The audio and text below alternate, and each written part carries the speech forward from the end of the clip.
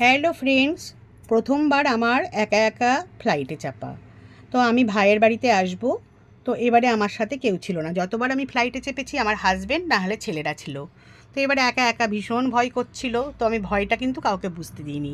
আমি রেডি হয়ে, আমার ভোর 5টায় ফ্লাইট ছিল, কিন্তু আমি রাত্রেই আমার ছেলে আর বোনের বর আমাকে এয়ারপোর্টে পৌঁছে দেয়। কারণ প্রচণ্ড বৃষ্টি কলকাতাতে, সকালবেলা পর্যন্ত রিস্ক নিইনি। তো সকালবেলায় বেরোনোর, তো রাত্রেই আমি 11টার সময় এয়ারপোর্টে চলে যাই। দিয়ে ওখানে টিকিট দেখে ভেতরে ঢুকে পড়ি। সিকিউরিটি চেকিং করিয়ে নিলাম। সিকিউরিটিকে চেকিং করার পর এদিক ওদিক ঘুরতে থাকলাম, কারণ লাউঞ্চারে 2-3 ঘন্টা আগে ঢুকতে দেয়। আমার ভোর 5টায় যেহেতু ফ্লাইট, লাউঞ্চারে আমি রাত 2টোর সময় গিয়ে ঢুকলাম। দিয়ে টাইম পাস করার জন্য কিছু খাবার নিয়ে নিলাম। তো রাত 2টোইতে আর কিছু খাওয়া যায় না। টুকটাক খেয়ে আমি একটা কফি খেয়ে চলে গেলাম। আমার টাইমও হয়ে গেছে ফ্লাইটে চাপার, তো ফ্লাইট ছাড়ার। তো গিয়ে আমি ফ্লাইটে বসে পড়লাম।